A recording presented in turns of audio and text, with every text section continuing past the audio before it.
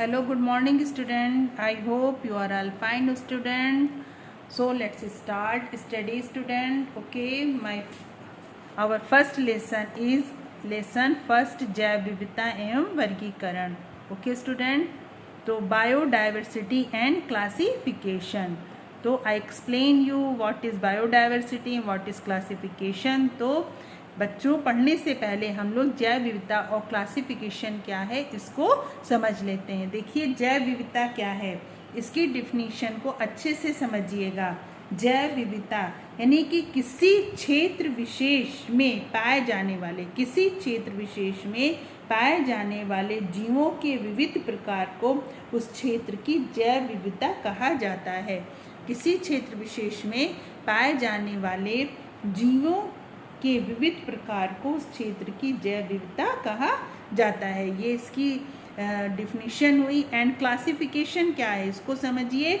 Classification बड़े समूह की वस्तुओं व जीवों को गुण विशेष की उपस्थिति व अनुपस्थिति के आधार पर छोटे समूह में समूहीकरण को वर्गीकरण कहते हैं. तो आप यहाँ पर दोनों की डिफिनीशन को समझ गए होंगे, फिर आपको इसको समझना, उस लेसन को पढ़ना क्या होगा, आसान होगा.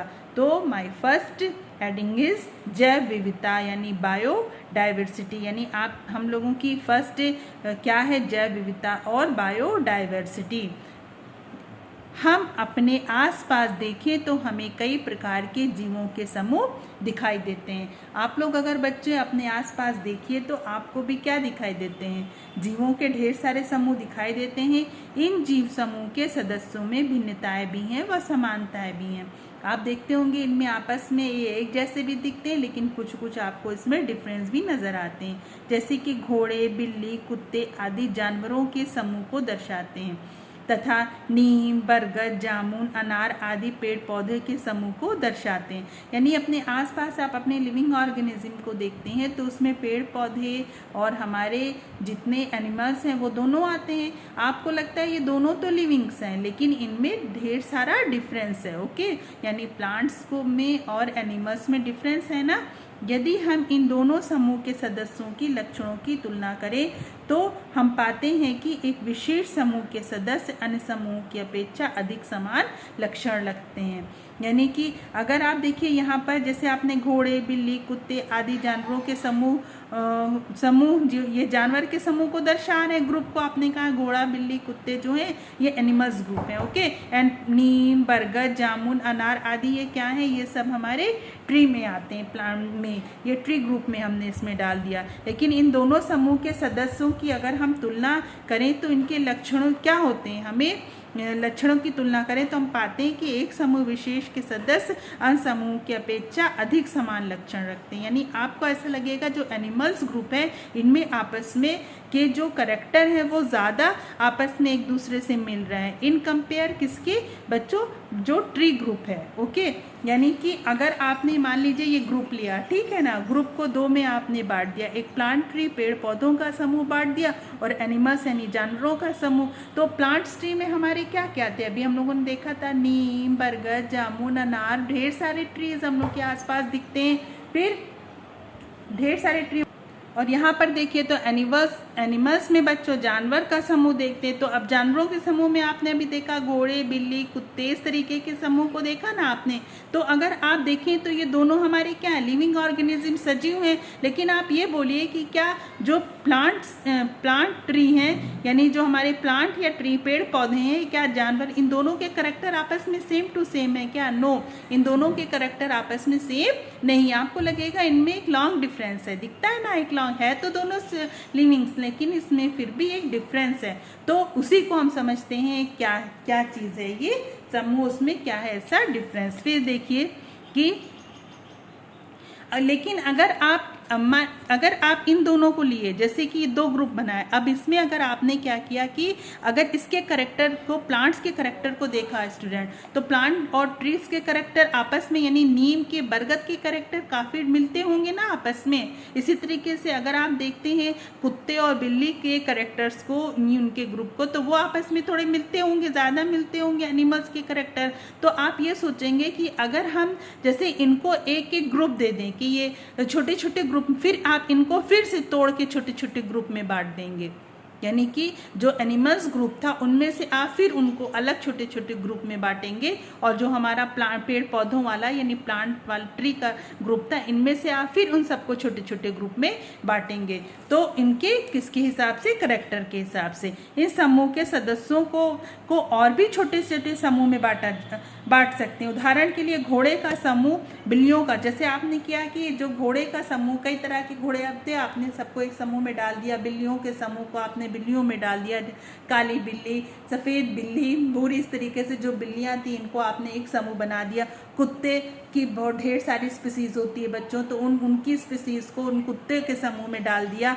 इसी तरीके से नीम के पेड़ का समूह आपने बनाया, धतूरे के पौधों का समूह, यानी इन छोटे छोटे समूह के सदस्य की तुलना करने पर हम पाते हैं कि इनमें अधिकांश लक्षण समान होते हैं तथा ये लक्षण उन्हें अन्य छोटे समूह से अलग रखते हैं।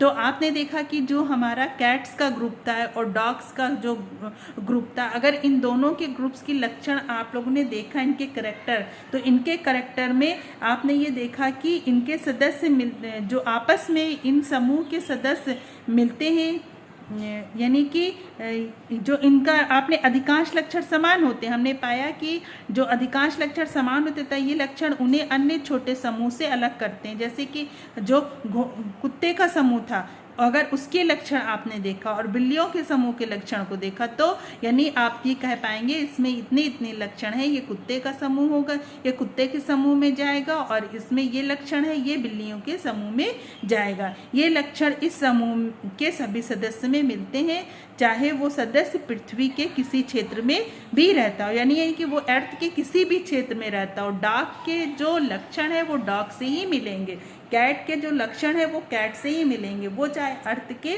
कहीं पे भी रहता हो। यही उस समूह विशेष के लक्षण कहलाते हैं। इसी को हम क्या कहते हैं कि ये उस समूह विशेष का लक्षण है, तथा इन्हीं के आधार पर उस समूह को जाति की संज्ञा दी जाती है।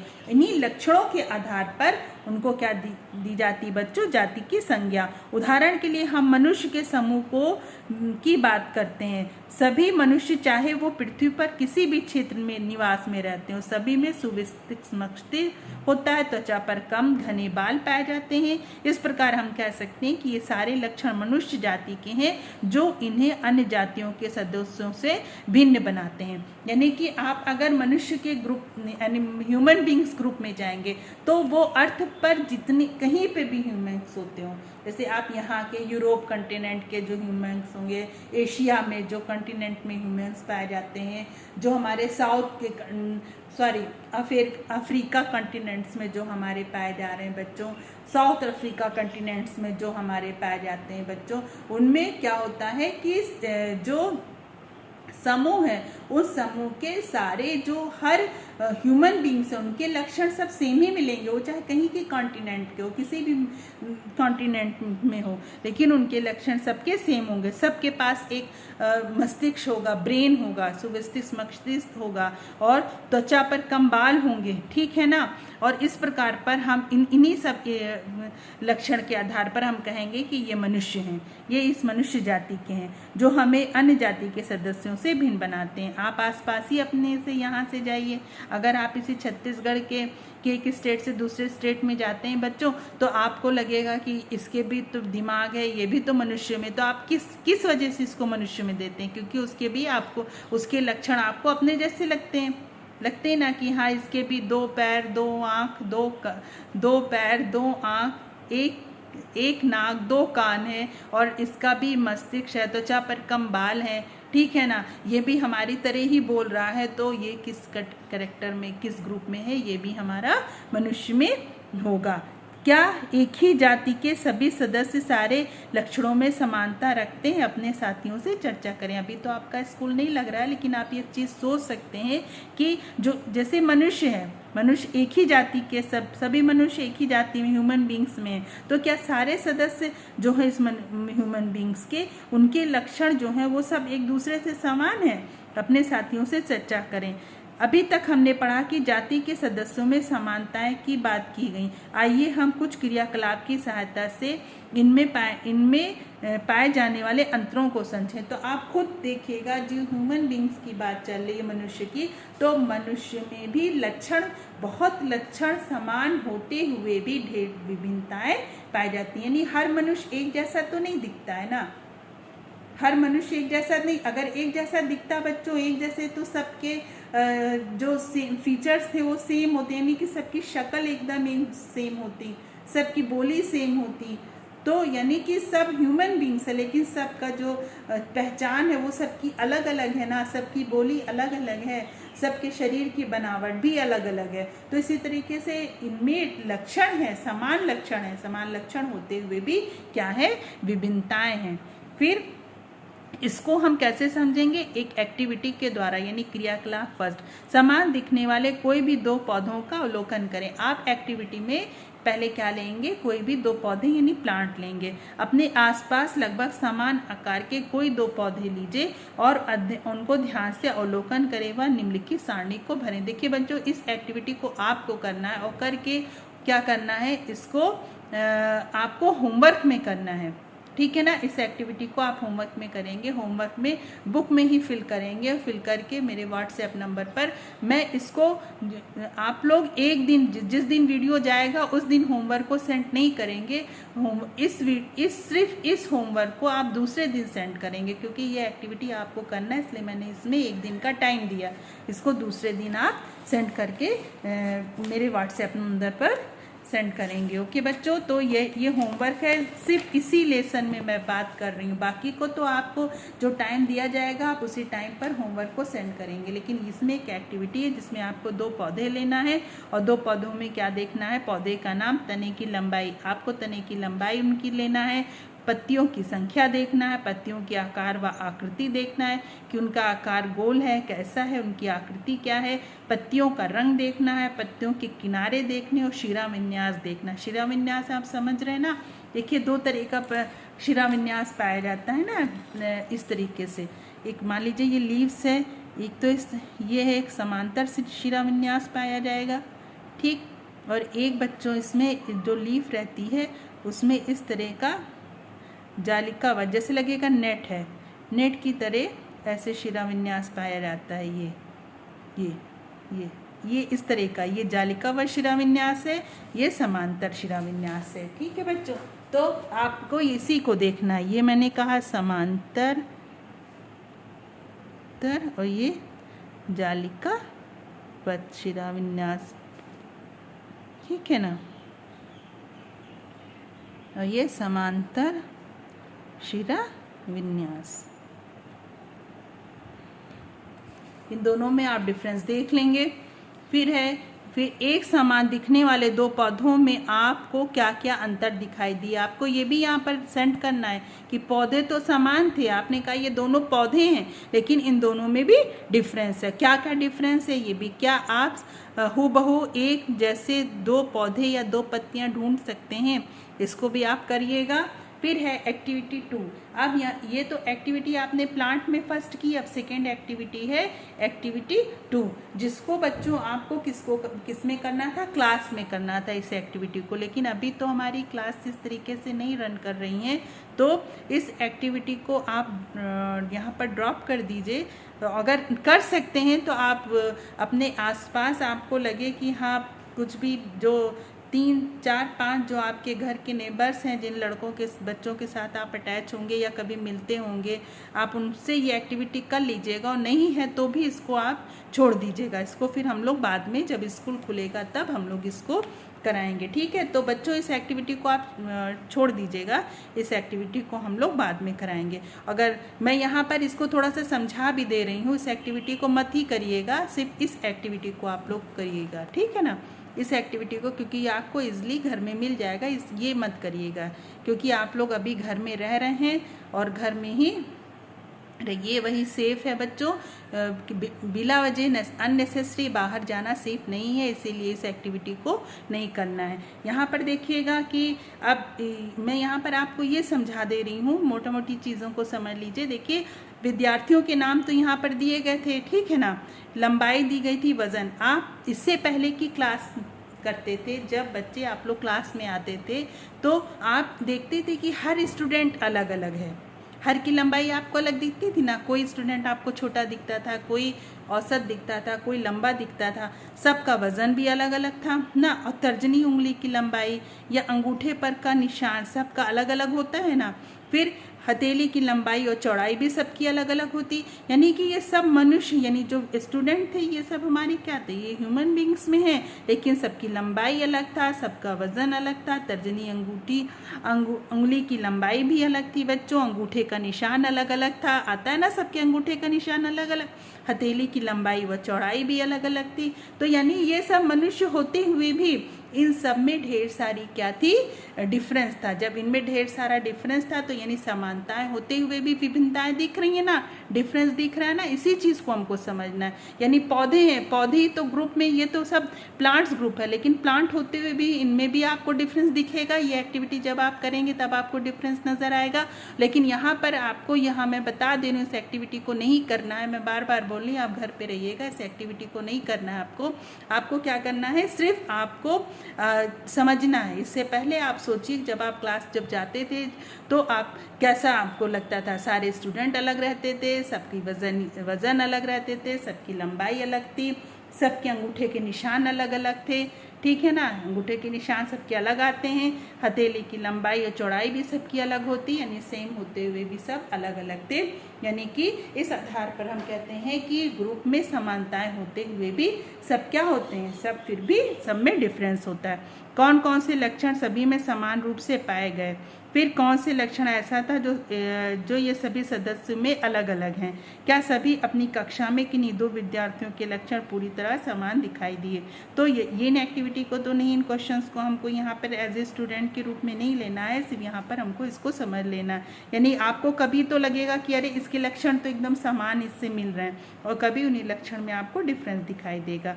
आप पाएंगे कि अपने विद्यार्थियों में अंगूठे के निशान अन्य विद्यार्थियों से अलग हैं। देखिए, यहाँ पर क्लियर भी कर दिया गया है कि जब हम इस एक्टिविटी को करेंगे तो हम देखेंगे जो अंगूठे का निशान है वो अन्य विद्यार्थियों से क्या है, अलग होता है। अर्थात हम कह सकते हैं कि अंगूठे का निशान प्रत्येक व्यक्ति का विशिष्ट लक्षण है। यहाँ पर देखिएगा बच्चों, जो अंगूठा जो पढ़े लिखे लोग नहीं रहते, वो अक्सर अंगूठा लगाते हैं ना, वो अंगूठा लगा लेते हैं, सिग्नेचर नहीं कर पाते, तो उनका अंगूठा इसलिए लगाया जाता है ताकि ये किसी भी व्यक्ति का, यानी जो अंगूठा के निशान एक जैसा कभी नहीं होगा, हर का अंगूठे का निशान हर व्यक्ति का अलग अलग होगा। देखिए, यहाँ पर बोल रहा है ना कि प्रत्येक व्यक्ति का ये विशिष्ट लक्षण होता है, इसीलिए अंगूठे का निशान हर व्यक्ति का अलग अलग है। तो इसीलिए अंगूठे के निशान को लगाते थे ताकि ये पता चले ये इस व्यक्ति का ही अंगूठे का निशान इसने लगाया, ये इसी का डॉक्यूमेंट्स है। तो यहाँ पर बच्चों, यानी कि जो लक्षण, अगर मान लीजिए लंबाई तो समान भी हो जाएगी, वजन मान लीजिए लगभग समान भी हो जाए, लंबाई समान भी हो जाए, लेकिन अंगूठे का निशान कभी समान नहीं होगा, क्योंकि ये व्यक्ति विशिष्ट लक्षण है अंगूठे का निशान। यानी कि ये मनुष्य भी हैं सब, और सब में समान लक्षण भी हैं, लेकिन कुछ विभिन्नताएं भी हैं जो अभी हमने यहाँ पर देखी, जिसमें एक विभिन्नता में व्यक्ति विशिष्ट लक्षण अंगूठे का निशान बताया गया है। देखिए, फिर नेक्स्ट पेज से उपयुक्त क्रियाकलाप के आधार पर हम कह सकते हैं कि प्रत्येक जाति के सभी सदस्यों में समानताओं के साथ साथ अंतर भी पाए जाते हैं। इन अंतरों को विभिन्नताएं कहते हैं। विभिन्नताओं के कारण ही हम एक ही जाति के सदस्य के समान लक्षण होने पर भी उन्हें व्यक्तिगत स्तर पर पहचान पाते हैं। इन विभिन्नताओं के कारण ही हम किसी क्षेत्र विशेष में विविध प्रकार के जीव दिखाई देते हैं। किसी क्षेत्र विशेष में पाए जाने वाले जीवों में विविध प्रकार को उस क्षेत्र विशेष की जैव विविधता कहते हैं। तो अब आप समझ गए होंगे बच्चों यहाँ पर कि जो एक्टिविटी हमने किया ऊपर क्रियाकलाप, उसके आधार पर हमने देखा कि प्रत्येक जाति के सभी सदस्यों में समानताओं के साथ साथ अंतर भी पाए गए। जैसे जो प्लांट और प्लांट या ट्री है, ट्री की जो स्पीसीज थी उनमें मान लीजिए जामुन और बरगद एक दूसरे से समान भी थे, लेकिन इनमें ढेर सारे विभिन्नताएं भी पाई गई, अंतर भी पाए गए। फिर विभिन्नताओं के कारण ही ये एक जाति के सदस्य के से समान लक्षण होने पर व्यक्तिगत स्तर पर पहचान पाते हैं। अब मनुष्य में अगर हम बात करें तो मनुष्य में बच्चों सब एक जैसे दिखते हैं कि सब मनुष्य हैं, लेकिन हम पहचान लेते हैं कि अरे ये तो हमारी फ्रेंड पूजा है, ये तो हमारी फ्रेंड मीना है, अरे ये तो हमारी फ्रेंड जो भी है, बॉयज़ में अगर ये राहुल है, अरे ये तो हमारा फ्रेंड क्या है कि आप राहुल को सौरभ बोल देते हैं, सौरभ को राहुल बोल देते हैं। ऐसा तो आप नहीं करते होते, आप राहुल को राहुल ही बोलेंगे। क्यों? क्योंकि आप जो राहुल है उसके जो पहचान है वो सौरभ से अलग है ना, तो आप राहुल को क्या बोलेंगे? राहुल ही बोलेंगे, सौरभ नहीं बोलेंगे। तो व्यक्तिगत स्तर पर आप उसको पहचान पाएंगे, क्योंकि जो राहुल का चेहरा है वो सौरभ से अलग होगा। ओके, फिर इन विभिन्नताओं के कारण हम किसी क्षेत्र विशेष में पाए जाने वाले विविध प्रकार के जीव दिखाई देते हैं। क्षेत्र विशेष में पाए जाने वाले विविध प्रकार के जीव दिखाई देते हैं। किसी क्षेत्र विशेष में पाए जाने वाले जीव में विविध प्रकार को उस क्षेत्र विशेष की में क्या कहते हैं? जैव विविधता कहते हैं। इससे पहले भी हमने बताया था कि किसी क्षेत्र विशेष में पाए जाने वाले जीवों के विविध प्रकार को उस क्षेत्र विशेष की जैव विविधता कहा जाता है, कि यहाँ पर ये जैव विविधता, इस एरिया में जैव विविधता है। यदि हम जैव विविधता के आधार बनाते हुए विद्यार्थी पदार्थों और सजीव के बारे में विस्तृत व व्यवस्थित जानकारी प्राप्त करना चाहें तो हमें ऐसी प्रक्रिया की आवश्यकता होगी जिससे हम आसानी से इन सभी का अध्ययन कर सकें। अब अगर देखिए कि अगर हम जैव विविधता के आधार पर कुछ पदार्थ लेते हैं और जीवों के बारे में कुछ जानना चाहते हैं, विस्तृत व व्यवस्थित जानकारी, तो हम ऐसी प्रक्रिया की आवश्यकता होगी जिससे हम आसानी से इन सभी का अध्ययन कर सकें। आइए कुछ उदाहरण की सहायता से इस प्रक्रिया को समझने का प्रयास करें। यहाँ पे कुछ एग्जाम्पल लेते हैं, उसकी सहायता से इसको समझने का प्रयास करते हैं। समूहीकरण एवं वर्गीकरण की प्रक्रिया। तो अब हम जो थी जैव विविधता उसको समझने के लिए अब हम क्या समझेंगे? नेक्स्ट पॉइंट है हमारा समूहीकरण व वर्गीकरण की प्रक्रिया, यानी ग्रुपिंग एंड क्लासिफिकेशन। तो बहुत इजी है बच्चों, आराम से पढ़िएगा, बिल्कुल टेंशन मत लीजिएगा। बहुत ही अच्छा है, इंटरेस्टिंग चैप्टर है ये। आप इसको अपने डेली रूटीन लाइफ में ही जान लेंगे कौन कौन सी वस्तु है। आप अक्सर बोलते हैं कि ये लकड़ी की वस्तु, ये लोहे की है, ये प्लास्टिक की है, तो उसी के अकॉर्डिंग हम यहाँ पर इसको समझेंगे। देखिए एक्टिविटी 3, हम रोज़ाना कई तरह की वस्तुएं अपने आसपास देखते हैं। आप अपनी डेली लाइफ में बहुत ढेर सारी वस्तुएं आप अपने घर ही में देखते हैं। इनमें विभिन्न कार्यों में उपयोग में लाने के लिए अलग अलग समूह भी बनाते हैं, जैसे रसोई घर का सामान, खेल से जुड़ा सामान। हाँ, कुछ वस्तुओं की सूची दी गई है, यहाँ पर कुछ वस्तुओं की सूची दी गई है। इन सभी वस्तुओं को उनके गुणों के आधार पर सारणीबद्ध करें। देखिए यहाँ पर कुछ वस्तुओं की सूची दी गई है, जैसे कि आप अपने घर ही में देखते होंगे बच्चों, रसोई का सामान। आप ये बताइए, आप अपने घर में जो जैसे कि अब जो वस्तुएं सामान है उनको अलग अलग समूह में रखते हैं ना। अगर आप अपनी अलमारी में भी जाते हैं तो गर्म कपड़े अलग रखते हैं, गर्मियों के कपड़े अलग रखते हैं। इस तरीके से आप कपड़ों को भी समूह बना कर रखते हैं। रुमाल वगैरह हैं कि जो उसको आप अलग रखते हैं, सॉक्स उसका जो यूज़ करते हैं वो आप अलग रखते हैं। तो इस तरीके से आप वहाँ पर भी समूह बना लिए ना। तो रसोई का सामान आप बेडरूम में तो नहीं लाते, किचन का सामान ना बेडरूम का सामान आप किचन में ले जाते हैं, तो वहाँ पर भी आप समूहीकरण करते हैं, यानी इसे ग्रुप करते हैं घर में भी।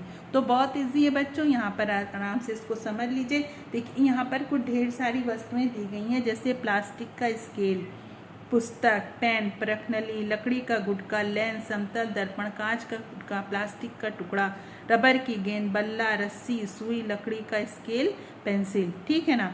अब यहाँ पर देखिए आपको समूह का नाम कैसे बनाना है। लकड़ी की वस्तुएं, इसको आपको होमवर्क में करना है, ठीक है ना। इसको भी क्या करना है आपको, होमवर्क में करके सेंड करना। अब लकड़ी की वस्तुएं, इसमें जो है वो समूह में आने वाली वस्तुओं को आप छाट कर यहाँ भरेंगे। फिर आयताकार वस्तुएं कौन सी हैं उसको भी आप छाट कर यहाँ पर भरेंगे, ठीक है ना।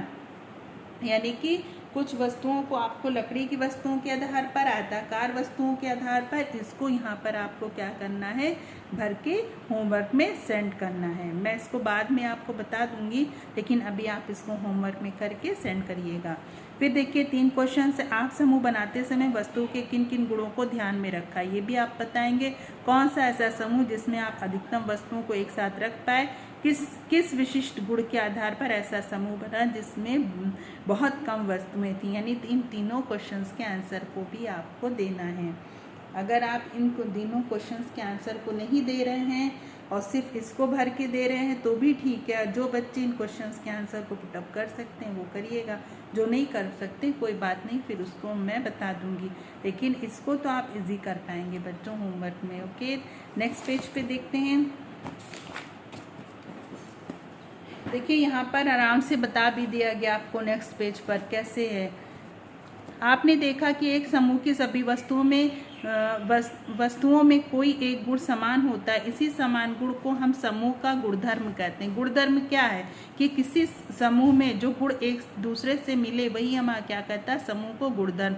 रबर की गेंद, बल्ला, रस्सी, समतल दर्पण आदि का उपयोग हम खेलने में करते हैं। अतः खेलने का उपयोग गुणधर्म के आधार पर इन्हें एक समूह में रखा जा सकता है। अगर हमने कहा कि हम खेलने का गुण लेते हैं, जो वस्तुएं हमें दी हैं इनमें खेलने के आधार के गुणों पर हम इनका समूह बनाएंगे, तो आप इसमें क्या ले सकते हैं, बल्ला ले सकते हैं, रस्सी, समतल दर्पण आदि का उपयोग आप इसमें कर सकते हैं। उपरोक्त वस्तुओं के गुणों की पहचान के लिए हम कई आधार चुने। ये वस्तुओं का आकार है, वस्तु किस चीज़ से बनी है, इसका उपयोग आदि हो सकते हैं। यानी आप कोई भी गुण विशेष ले सकते हैं। वस्तुओं के आकार के आधार पर भी इसको चुन सकते हैं, वस्तुएं किस चीज़ की बनी उसके आधार पर भी, या इसका उपयोग क्या उसके आधार पर। इस प्रकार हम अन्य आधार पर भी वस्तुओं के गुणों की पहचान कर सकते हैं। इस प्रकार एक गुण की समानता के आधार पर बनाए गए समूह को समूहीकरण या समूह बनाना कहते हैं। यानी समूह बनाना क्या है, अगर किसी भी वस्तु की गुणों में की समानता के आधार पर जो समूह बनाया गया वही समूहीकरण या समूह कहलाता है। समूहीकरण में एक वस्तु 2 या 2 से अधिक समूह में आ सकती है।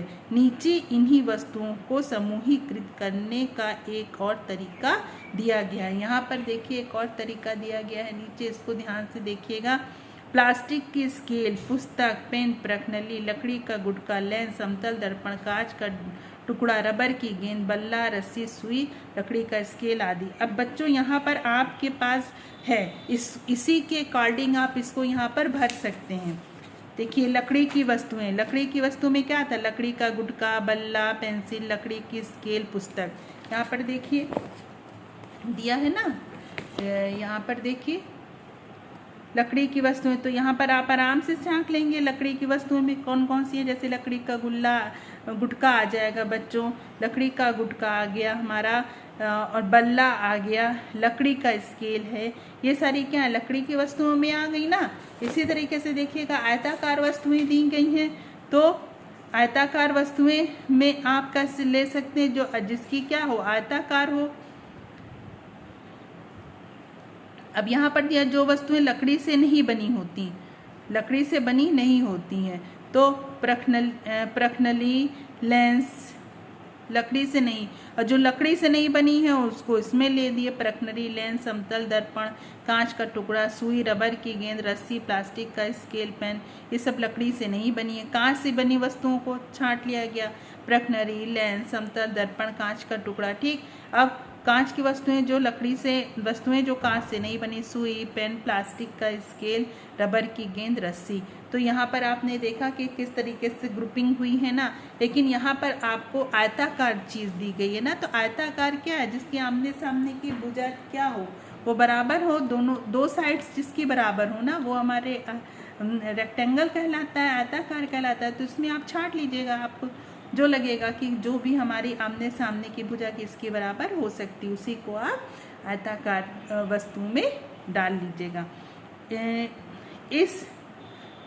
इस दूसरे तरीके से एक विशेष समूह का समूहीकरण किया गया। इनमें से प्रत्येक स्तर पर ऐसे समूह बनाए गए जिसका आधार गुणधर्म, जिस गुण विशेष उपस्थिति व अनुपस्थिति के आधार पर। यहाँ पर आपने देखा कि किस आधार पर इसको बनाया गया है।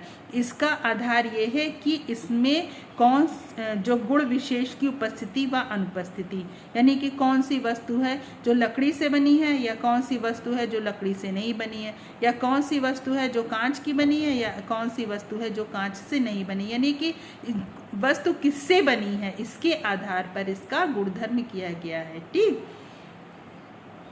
इस प्रकार किए गए समूहीकरण को वर्गीकरण कहते हैं। इस प्रकार जो समूहीकरण किया गया ये क्या कहलाता है, यही हमारा वर्गीकरण कहलाता है।